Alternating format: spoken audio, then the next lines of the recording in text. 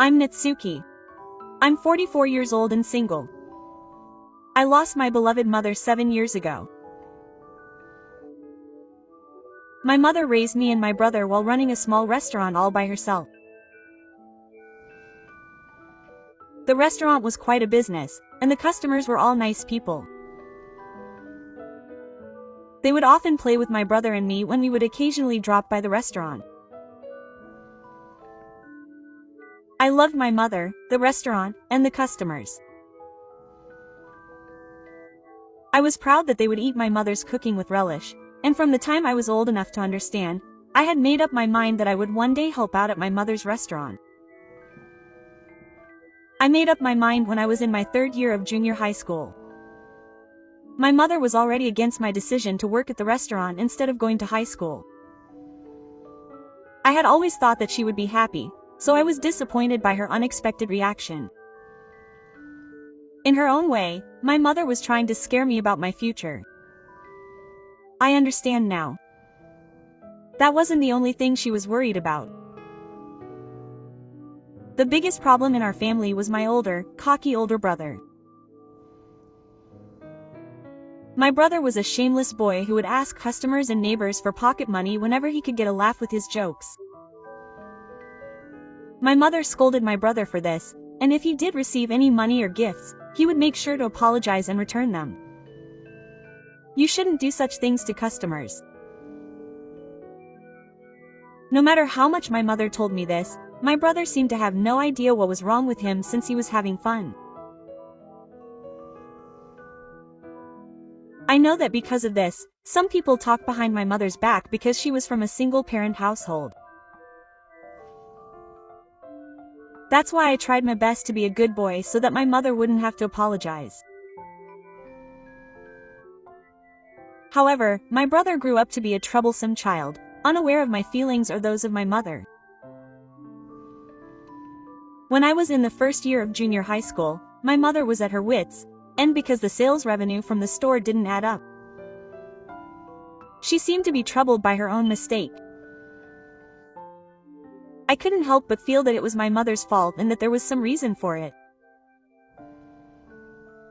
The store was on the 1st floor, and we lived on the 2nd. One night, as I left my room, thirsty, I heard a loud clang from the 1st floor. It sounded very similar to the sound of someone opening the safe that held the sales revenue. I peeked down the stairs to the 1st floor, and sure enough, there was someone's shadow by the safe. It might be a thief, but in the darkness I could only make out a shadow. Just as I was thinking about what to do, my eyes, which had begun to adjust to the darkness, caught sight of the electric flashlight I had left on the stairs. I had an idea, and quietly grabbed the flashlight. I took a deep breath, desperately suppressing my fear, and shouted in a trembling voice at the suspicious shadow, "Who is it?" As intimidatingly as I could. Whoa! It was my brother who let out a stupid cry from the light of the flashlight. My mother, who had noticed the commotion, also woke up, and a family meeting was called at short notice.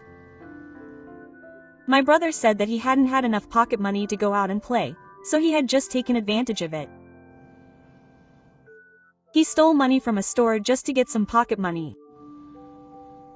I had noticed that he had an obsession with money, but I never imagined he would be a thief.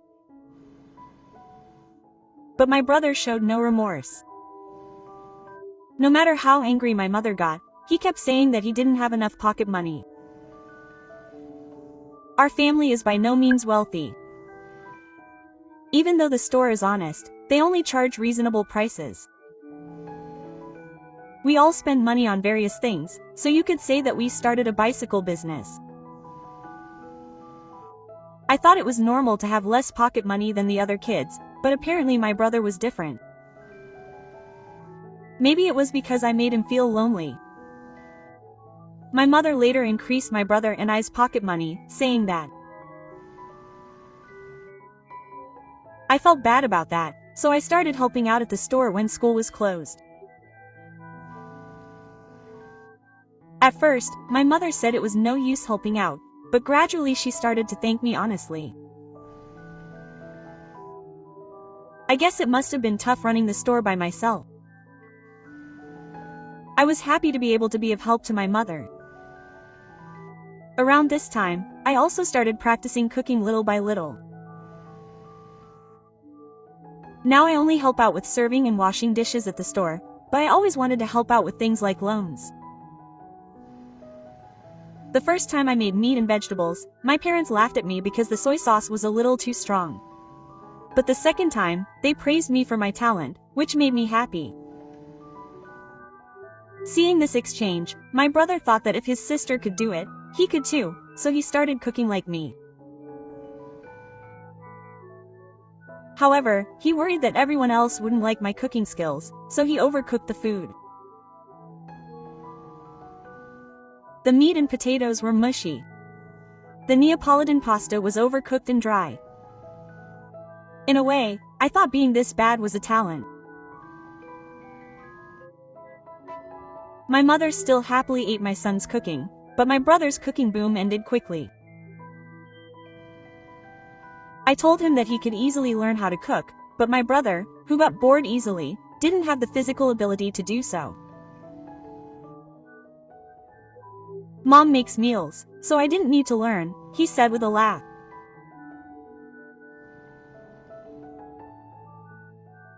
I was a little irritated by my mother's words, but I was actually relieved when I helped clean up the messy kitchen that my brother made. By the time I turned 15, I had become able to cook a variety of dishes.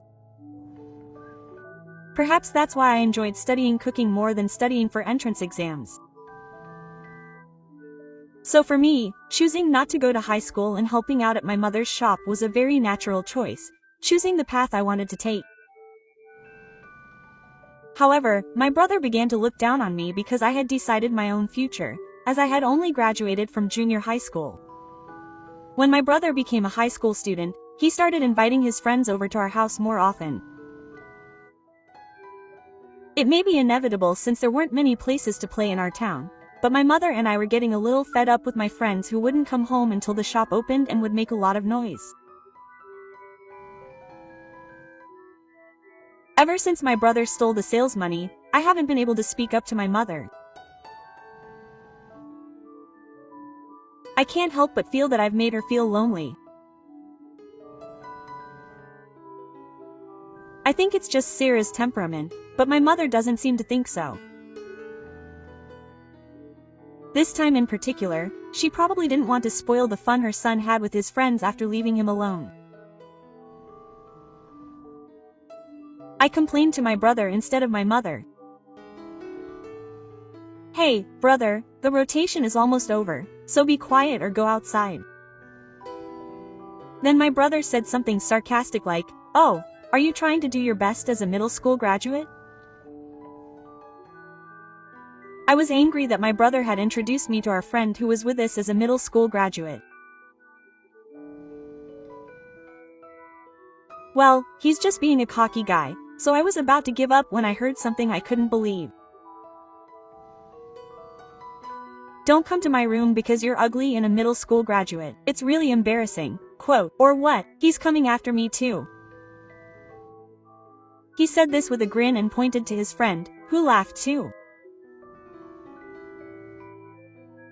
I didn't do anything wrong, I just chose the path I wanted to take, so why do I have to be told such terrible things in front of other people? I didn't want to deal with my brother anymore. He's been like this lately.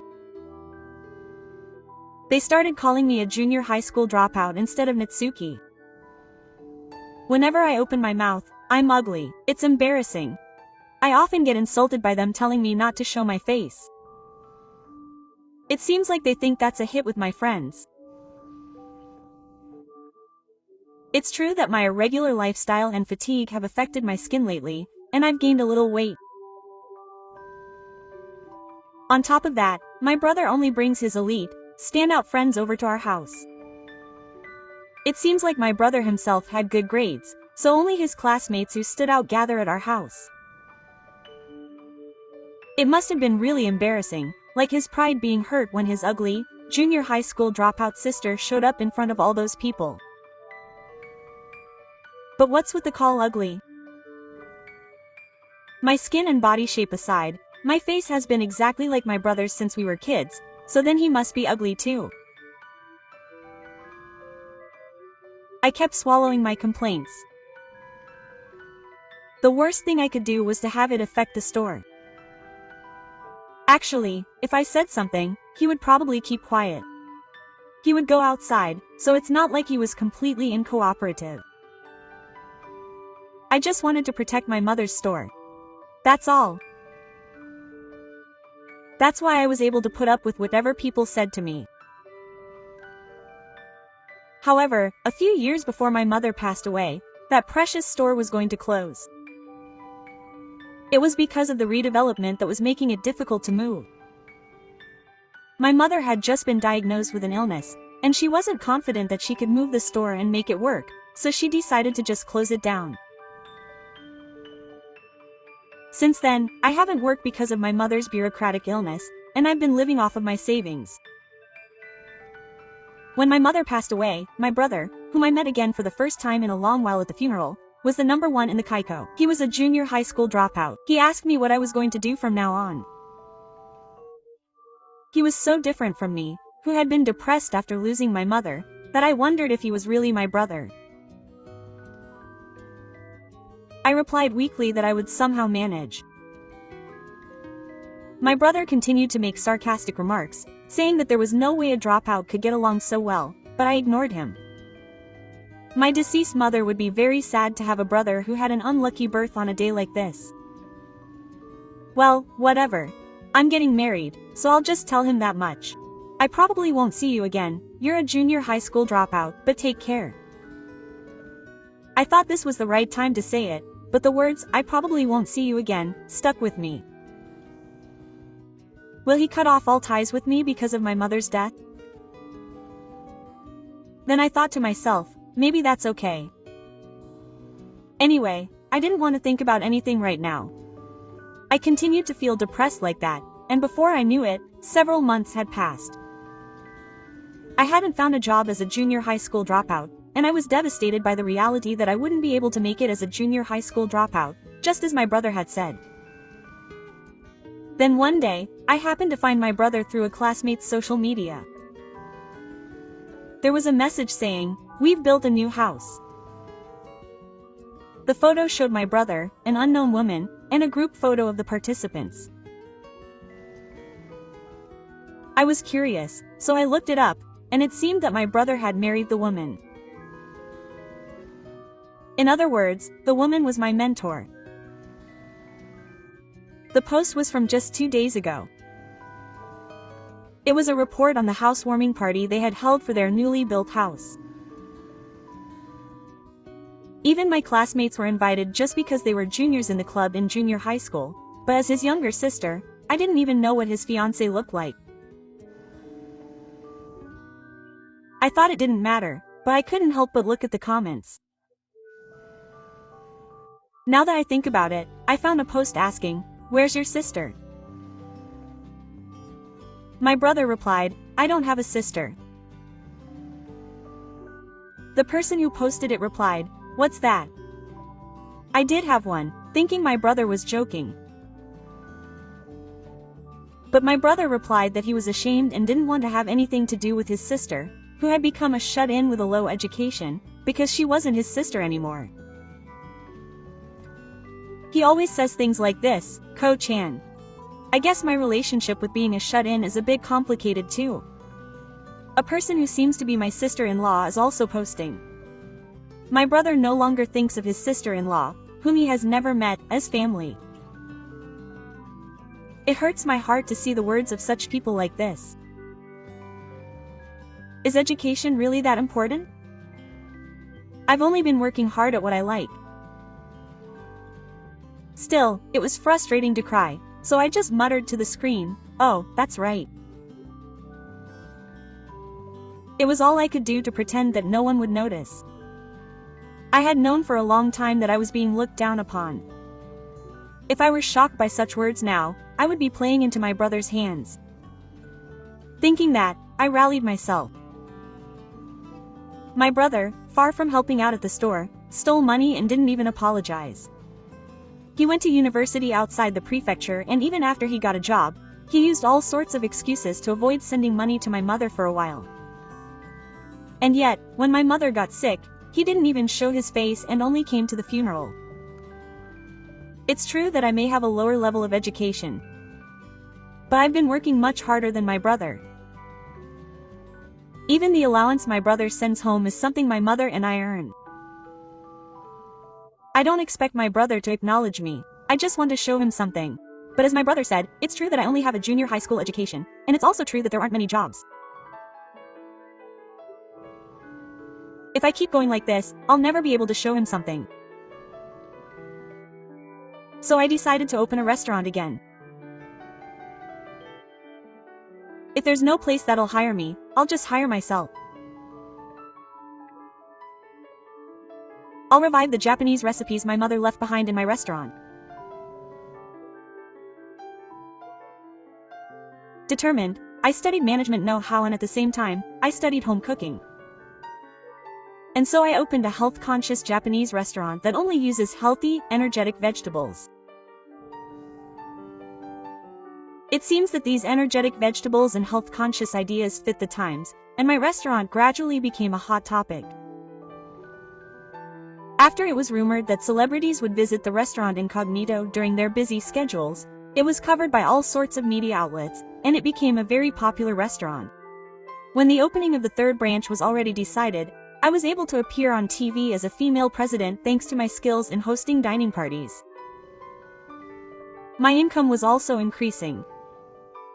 I finally decided to put into action a plan that I had been secretly nurturing. There is a magazine that features our restaurant whenever we introduce a new menu item. Since the magazine and our restaurant are close by, many people were concerned about us. So I decided to invite the magazine and the advertising agency to the grand opening of the third branch. This advertising agency is where my brother works. There is a possibility that they will not come up with an excuse, but I heard from the magazine that all the agencies will be there, so it should be fine. I had actually thought of expanding the restaurant and going to meet them myself, but I wanted to do something that would really surprise my brother. On the day of the opening, which I was excited about, my brother showed up at the venue a little late. He was accompanied by the editors of the magazines I respect the most, and the female editors did not know that we were brothers. But I know that my brother has become estranged from me due to my pursuit and the company's history. The editor-in-chief told me that I had turned adversity into an ally. Now that the editor-in-chief, who has always been so kind to me, had come out, I had no choice but to go and greet him. I wondered what kind of expression my brother would make, and I appeared before the editor-in-chief and my brother. Thank you for coming, Editor-in-Chief. I hope you have a great time. When I said that and smiled, my brother opened his mouth before the editor-in-chief and said, "Thank you for inviting me to our company this time." He froze when he saw my face. I smiled at my brother, who spoke in a pathetic, absent-minded voice, wondering why he had forgotten that he was in front of his superior. The editor-in-chief asked my brother what was wrong. My brother shook his head and said, "A junior high school graduate." "No," she said, "she's my sister." As usual, a junior high school graduate is fine. Long time no see, big brother. When I replied, the editor-in-chief looked at me in shock. Yes, the man in front of me is my terrible brother. Editor-in-chief. I held back the words that were about to come out of my mouth. I look at my brother with a relaxed expression, saying that I'm glad he's doing well. However, my brother didn't seem convinced and stopped me, saying, "Wait a minute. Why you? No, why in the first place?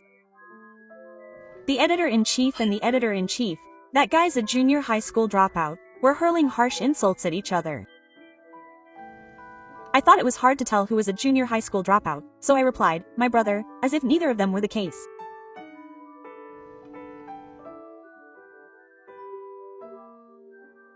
When I bowed my head and said, I'm sorry for being so ugly, the editor-in-chief replied, no, it's fine. The editor-in-chief didn't say anything to my brother, but he gave him a cold look. He had been saying whatever he wanted to me all along. This level of sarcasm is cute, I guess. I like your sense of style, the editor-in-chief said in a relaxed voice. For a moment, I thought he was talking about me, but he was talking to my brother. Wait a minute, editor-in-chief. He's not only a junior high school dropout, he's also a shut-in. A store like that won't last. This is bad. He keeps saying, junior high school dropout, in front of everyone. Was my brother really that stupid? I've always been told I'm an embarrassment, but now my brother is the most embarrassing to me. I wondered how long he would keep shouting about his academic background, and the editor-in-chief let out a big sigh.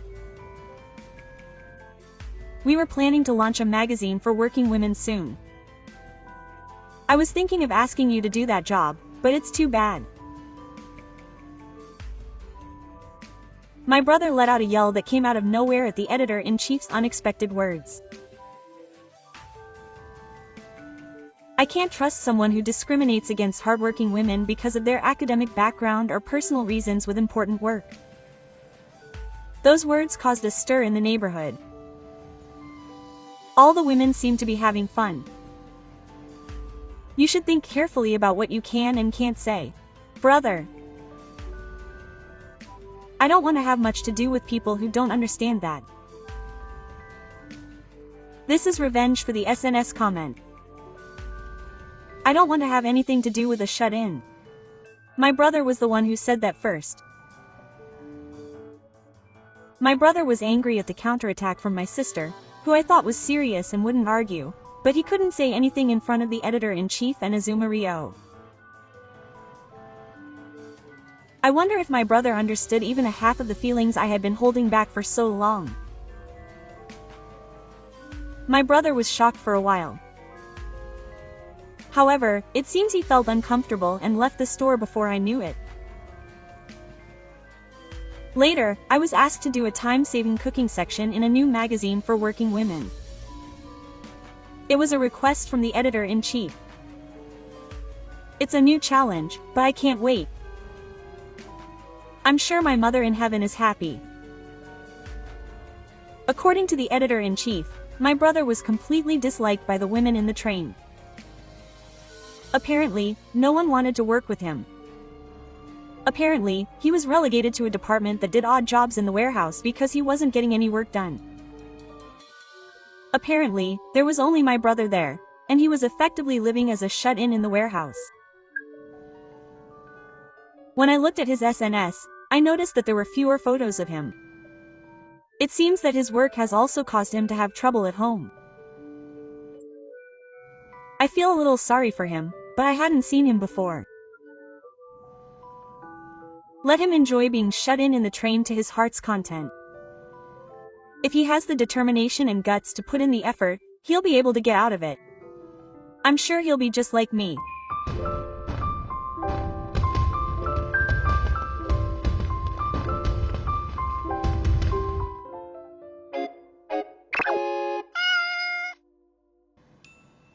My name is Mayumi.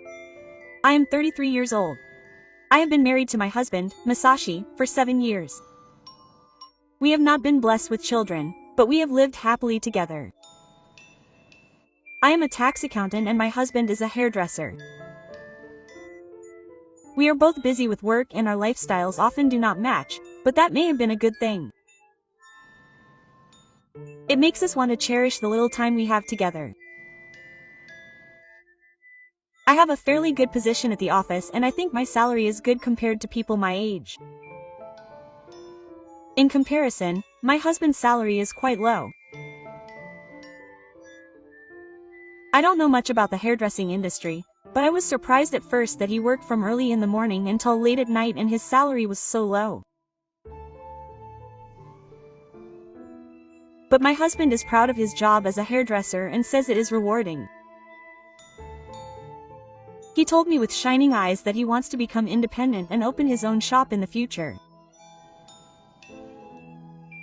I respect my husband for that, and I think I can earn the money. I want to support my husband who works hard with his dreams and desires. When we were planning to build a house, my husband was not very enthusiastic. At first, he was excited and said things like, "Let's make this layout, where should we build it, and which home builder should we use?" But as soon as we started talking about specific loans, he said, "Let's not do it."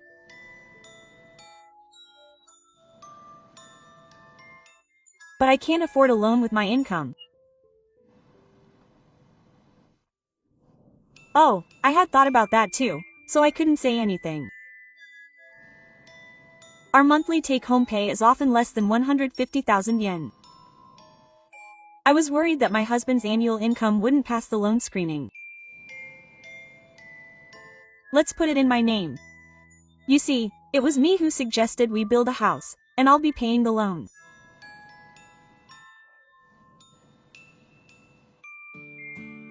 Let's put it in my name. When I said that, my husband's expression clouded over. I guess I hurt his pride. I understood that. But what I said couldn't be undone, and I couldn't give up on owning a house. My husband reluctantly agreed, and I was able to get the loan approved and build a house without any problems. He seemed unhappy when I talked about the house. My husband also seemed happy when the newly built custom-built house that incorporated his wishes was completed. I felt a little relieved.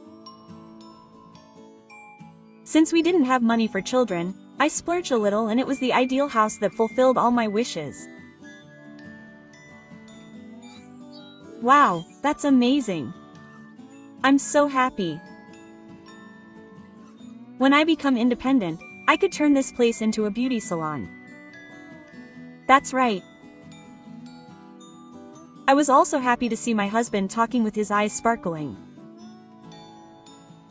One day, while I was living happily with my husband despite the hustle and bustle, my mother-in-law came to visit. "Mom, what's wrong?" My parents' house is only a 30-minute drive away, so I was surprised to see my mother-in-law suddenly visit, but I offered her some tea. Unlike me, who has weekends and holidays off, my husband has weekdays off. I told him that today was Sunday and he wasn't home, but he seemed to understand. Since I was nearby, I thought I'd stop by. Really? How have things been lately? Look, there's a baby.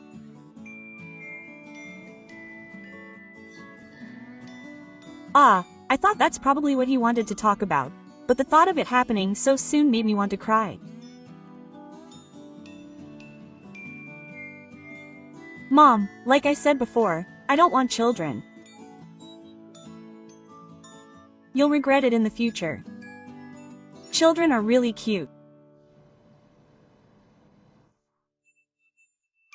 It was hard to say, but I've explained to her many times that we've decided not to have children, but she seems to think that I'm being selfish. My mother-in-law has told me many times that children are cute and that I'll regret it. I should have children. But I've already talked about this with Tada-san many times. Oh, how pitiful our son is, he loves children. And we're going to die without ever seeing our grandchildren. She keeps telling me how unfortunate it is. I think we had a good relationship with my mother-in-law's family up until then. Until the topic of children came up. But my husband has only one son and he wanted to see grandchildren. I can understand his habitual feelings of not wanting to give up. So whenever this happens, I don't argue, Just swallow my words and listen to my mother-in-law silently. Even if we build such a nice house, it'll be too big for just the two of us. This is what they mean by wasting a treasure. Besides, aren't you busy working? Normally, when you get married, having children and starting a family is the best way to be happy. You have to save face for your husband too. But I can't think about children on my husband's income alone. It's doubtful whether my husband alone can support us. This nice house was built because I work hard and earn money. I wanted to say that, but I held it back and bit my lip. I respect my husband. I like that he worked with a sense of fulfillment even though the salary was low. I also enjoy my job and am proud of it.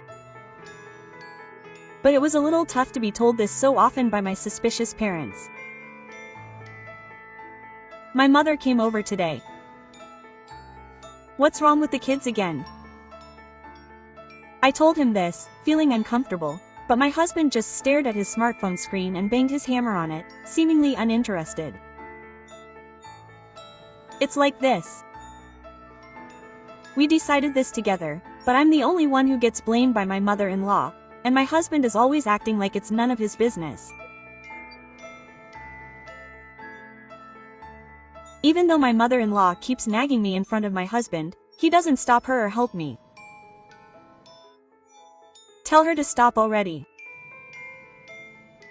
You should understand how your mother feels. But you can't do anything to meet her wishes. At least listen to her.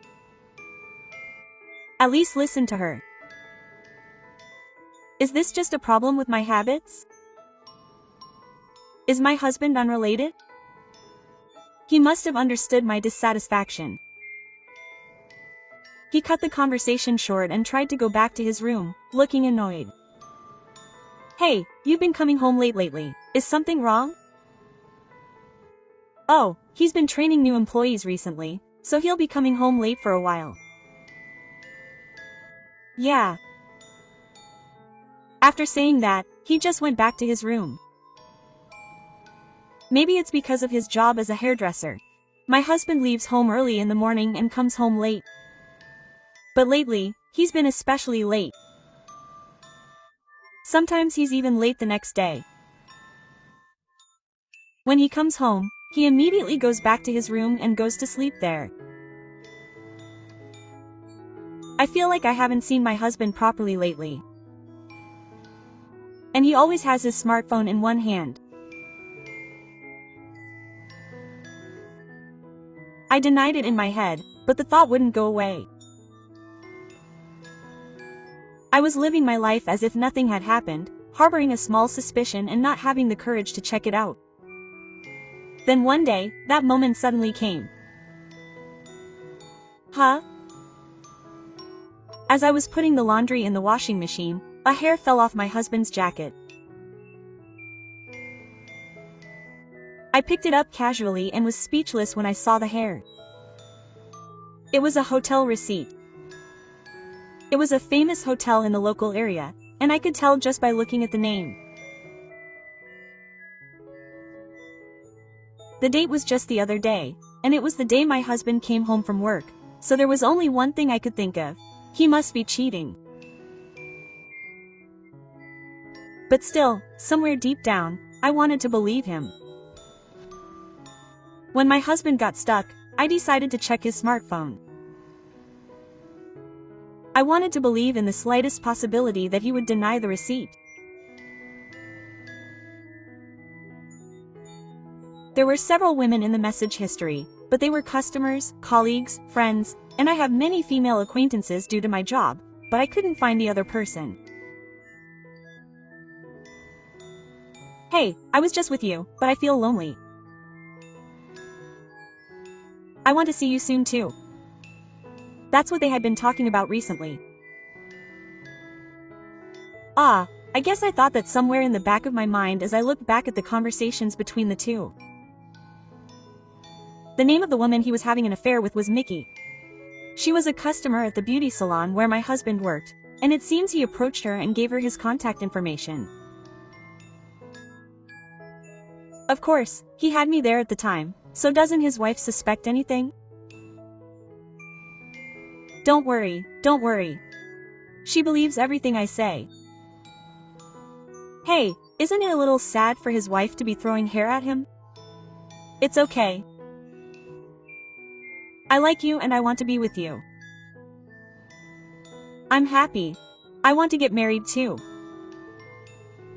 That kind of conversation made me feel sick. I didn't know if it was serious or if it was cheating, but the two of them dreamed of getting married. Devastated by the fact, I recorded the exchange of messages on my smartphone. I couldn't pretend I didn't know what had happened anymore. You're going to regret it. My anger was stronger than my sadness. That's what I thought. After trying to calm down and somehow recording the conversation between the two of them on video, I suddenly noticed the conversation with my mother-in-law. I was able to see a list of the recent short parts. There, my mother-in-law had carefully conveyed those words. Hey, why don't you invite your mother over for dinner next week? Huh? What's wrong, all of a sudden? About a month later, when I suggested it, my husband's eyes widened in surprise. You know, you said I should understand your mother's feelings, right? I've been feeling bad about not hearing from you since then. Oh, I see. Since that visit, my mother-in-law hasn't dropped by my house or contacted me. Can you tell my mother? Let's get some sushi and talk. Of course, I'll pay for it. Oh, okay, I'll tell her. Okay, please. I asked her humbly, and my husband nodded in agreement. Shithome will surely come. Well, I'm sorry today. It's okay. I'm sorry for making you come all the way here after not being able to show up for so long. It's okay. More importantly, I feel bad for treating you to a meal today. It's my way of thanking you for always taking care of me. Shithome showed up as expected. She was in a good mood because she could eat sushi for free. She invited the two of them in, and the atmosphere was cheerful while they ate the sushi they had ordered. When they finished eating and were taking a break, Nikatsugu was winking at my husband and complaining about something. Is he telling me to say something? My husband was looking down awkwardly. Naomi. When my husband finally opened his mouth to speak after succumbing to the pressure from his mother-in-law, the doorbell rang. Oh, is it a delivery? She stood up mid-sentence, biting her lip in embarrassment.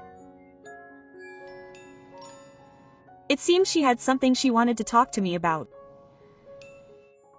I have something I want to talk about in detail later, so there will be plenty of time.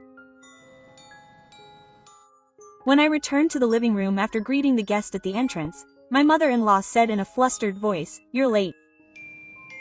When I returned, her eyes widened as she realized I wasn't alone. Oh, it wasn't a delivery? Why? In contrast to my mother-in-law, who looked puzzled, my husband looked completely flustered. He seemed to sense something strange about my husband's unusual appearance. What happened? Don't you know who your mothers are? Yes. When I urged her to come in, the woman, who had been keeping her head down, finally stepped into the living room. I stood next to her and introduced her with a smile. This is Mickey, an acquaintance of Mr. Taw's. Apparently, she was the one he had an affair with. Huh, why? In stark contrast to my mother-in-law who was absent-mindedly muttering, my husband shouted loudly, looking very surprised. I invited you. You're planning to get married, aren't you? I thought it would be easier if you met your mother here. Yumi, how did you know? My husband was completely stunned, unable to comprehend the situation. I urged the woman, who had remained silent, to sit next to my husband, where I had been sitting just a moment ago. And there was another visitor. Everyone's eyes widened when they saw me sitting next to a man in a suit. Who's that? Yes, I told you. This is what I am. The man in the suit stood up and handed his business card from his chest pocket to my mother-in-law and husband, who were shouting loudly. I'm a lawyer. Yes. I've been asked by Miyu to compete in a divorce competition. Huh, a divorce? Yes, the lawyer brought this woman here. When he glanced at the woman, she jumped her shoulders in surprise and quickly lowered her eyes. I never heard of that. Huh, you were planning to get a divorce, weren't you? You kept saying you wanted to divorce me and be with this woman. When I told them that, their mouths just moved open and closed, unable to speak. Did they never imagine that I would know? Or did they never think that I would be the one to propose a divorce? Either way, they were taken lightly. Is it true that both Miyu and her husband are willing to get a divorce?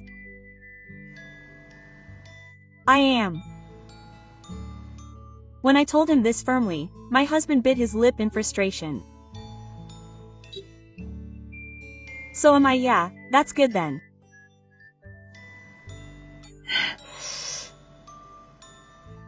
I smiled, and my husband's face turned red with anger. He's a proud man, so he probably couldn't forgive me for proposing a divorce. Well, then that's fine. It's a disc divorce.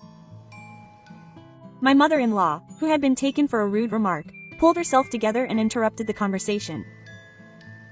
That's right. Look, the divorce is decided. Now we just have to decide on the other terms. It may have been a surprise for my husband, but it must have been the best outcome he could have hoped for. With shining eyes, she tried to tell me the story. Conditions? Yes, you see, like alimony and such. Well, then let's decide on the alimony and such.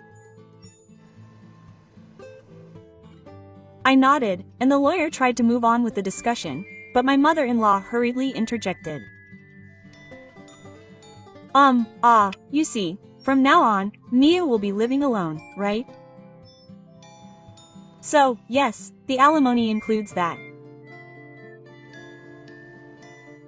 So I'll take this house. It's too big for just you. So instead of money, I'll take this house as alimony. You see, your sons will probably have a bigger family in the future. I sighed at my mother-in-law's words, which were as expected. Leaving aside the naive mother-in-law, even my husband and the woman he had an affair with nodded as if to say, I see. The lawyer opened his mouth with difficulty.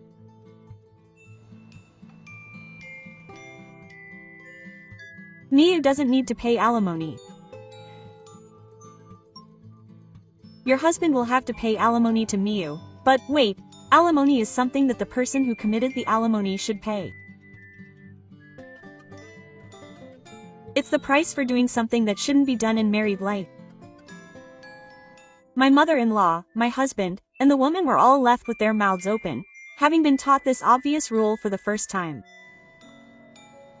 I found it funny and tried desperately to hold back my laughter. My husband must have noticed me like this. He shouted in anger. You're making fun of us. Who's making fun of us? You know, you committed alimony even though you have a wife. Oh, you did. When I told him that in a cold voice, my husband's shoulders jumped in surprise. You're going to divorce me, take this house as alimony, and live in it with that woman. Did you think that would be acceptable in society? How did you know? I also know that your mother is also a university student in this plan. Mayumi. But it won't work that way. You're the one who's going to pay alimony. And this woman too. Why me? The woman who hadn't said anything up until now spoke up. Why? Did you think you'd get to live here for free after cheating on me with a married man? You did something you shouldn't have done. I don't think you can make excuses in this situation, but I have plenty of evidence of the affair prepared in addition to the messages.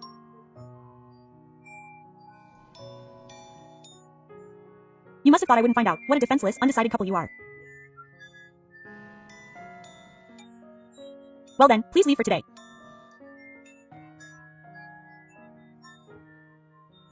I'll contact you through the lawyer about the rest. Mayumi, get out. My husband tried to say something, but when I said that, he groaned in resignation and tried to leave the living room. My mother-in-law stopped him. However, you don't have to leave. It's Mayumi who's leaving. You won't produce children, and you won't support your husband. It was a mistake to marry a woman like this. The lawyer tried to reprimand my mother-in-law, who was making a fuss, but I stopped her. Mom, I'm the one who built this house. I put it in my name because it would be difficult to pay the mortgage on your annual income. I pay the down payment and the loan every month from my savings when I was single. Are you still telling me to move out? I fired my second arrow at my wicked mother-in-law. I can't take it anymore. I'm going to expose the messages between my husband and my mother-in-law that I happened to see the day I found out about my husband's affair. My mother said that I should just get rid of her.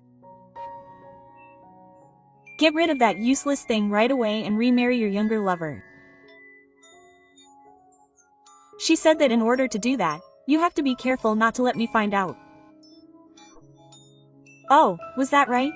Her dream was to get rid of me and live in this newly built house surrounded by her son, his wife, and her grandchildren. She's been putting up with it for a long time. She's been listening to her nasty remarks because she feels sorry for her mother-in-law who can't see her grandchildren. Unfortunately, that dream won't come true even if I move out. Even if you change partners, the day you'll never get to see your grandchildren will never come. Huh? Hey, Mayumi. I wanted children too. But the reason we can't have children is actually because of Tada-san. A few years after we got married, I wondered why we couldn't have children, so I got tested. It turned out that the cause was not me but my husband. Even so, the possibility wasn't zero, and they said that if we treated it, there was a possibility, but my husband refused, so I gave up. I didn't say anything out of consideration for my husband's pain, and I didn't tell anyone. But my mother-in-law, who knew nothing about it, kept blaming me. My husband and mother-in-law had different dreams from the beginning. It's too late to realize it now. So, then, go away. That's what I told my husband and mother-in-law, who had collapsed. My husband and I were able to get a divorce without any problems. Since we had all the evidence, my husband was a little hesitant, but he agreed to pay alimony. The house became mine too. The woman he had an affair with also paid the exact amount of alimony that I had asked for, surprisingly generously. After that, my ex-husband and his mistress never got married. I don't know the reason, but I heard that my ex-husband was dumped. Apparently, the fact that he had made advances on a customer became known during the divorce scandal, and he was no longer able to work. She said that no one in her small industry would hire her anymore. She is now working as a laborer somewhere while living with her ex-mother-in-law at her parents' house. I later married a man I met after leaving my friend. He understood that she was a laborer and said that we should support each other and live together. She is now living happily in the same house where she lived with her ex-husband for only a few months, surrounded by her husband and children.